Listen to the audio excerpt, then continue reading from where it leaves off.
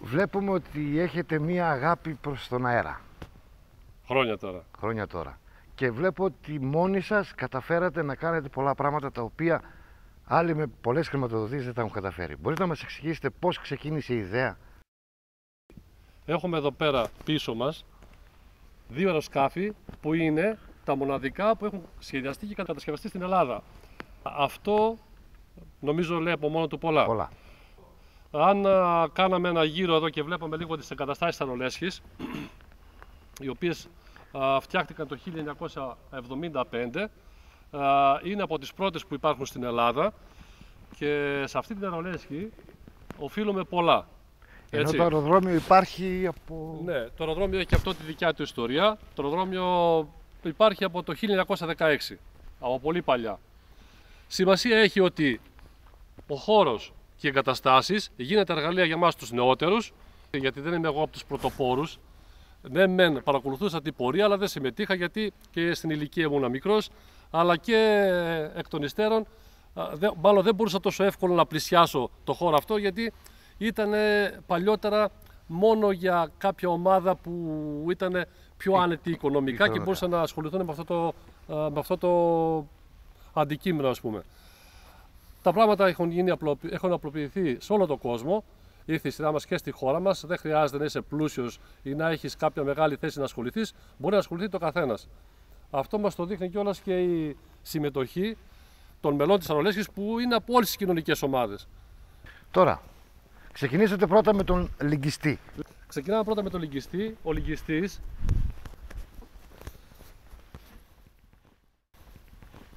ξεκίνησα να το σχεδιάζω το 1987-86.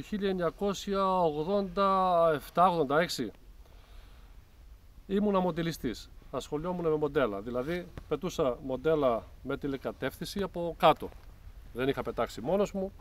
Σιγά σιγά ξεκίνησα να πετάω εδώ στο αεροδρόμιό μας και μου ήρθε κάποια στιγμή η ιδέα, ταξιδεύοντας στην Αμερική, να φτιάξω ένα αεροσκάφος όπως κάνα στην Αμερική. Στην Αμερική ήταν δεδομένο το χόμπι αυτό, να κατασκευάζει κάποιος, να κατασκευάζει το δικό του αεροσκάφος.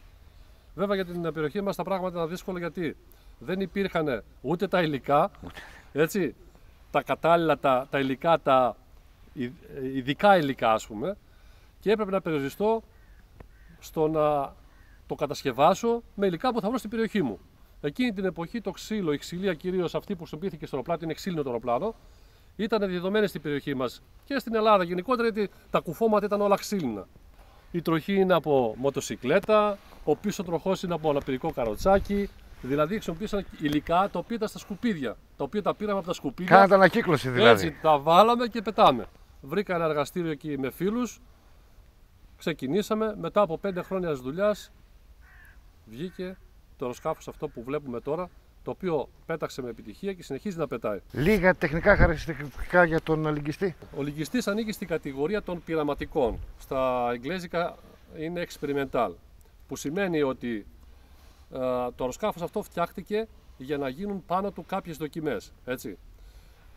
Ελπίζαμε ότι θα κατασκευάσουμε το αεροσκάφος αυτό και θα πετάει, ας το πούμε, καλά, ικανοποιητικά, αλλά ξεπέρασε τις προσδοκίες μας και υπάρχουν τώρα παιδιά που το πετάνε νέα και η γνώμη τους είναι και οι εντυπώσεις τους είναι πολύ καλές.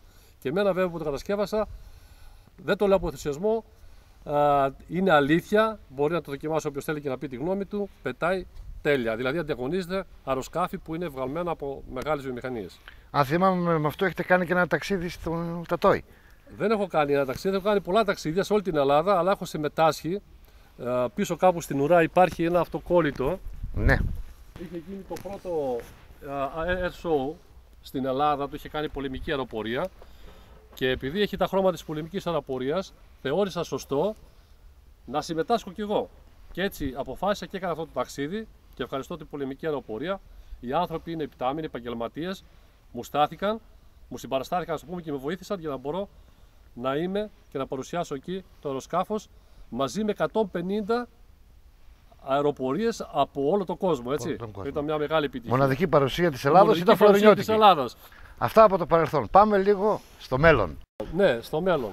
Εδώ. Σχεδιάζοντας το παλιότερο αεροσκάφος, πάντα ο κάθε σχεδιαστής πιστεύω να έχει στο νου του έτσι να φτιάξει κάτι πολύ προχωρημένο και πολύ τεχνολογικά καλό. Πιο καλό. Έτσι.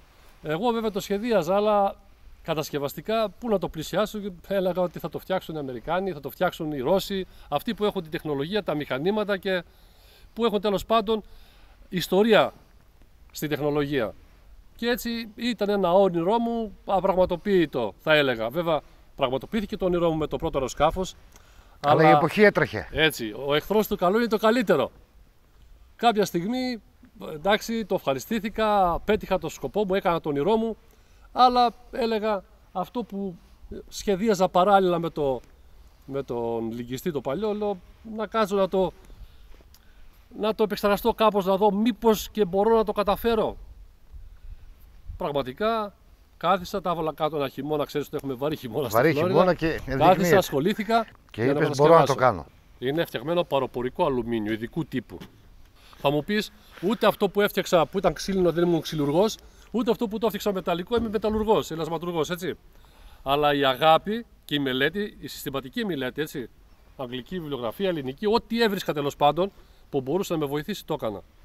Σκληρή δουλειά, άλλα 5 χρόνια δουλειά σε αυτό και το αποτέλεσμα ήταν το ίδιο πετυχημένο. Το παλιό μοιάζει με τα παλιά μαχητικά του 40. Αυτό μοιάζει με τα σύγχρονα μαχητικά. Άθελα μου έπρεπε να επινοήσω, λόγω του σχήματος των σύγχρονων μαχητικών, να έχουν τις επιδόσεις ενός αεροσκάφου που είναι στην κατηγορία μας. Αυτό είναι 200 κιλά.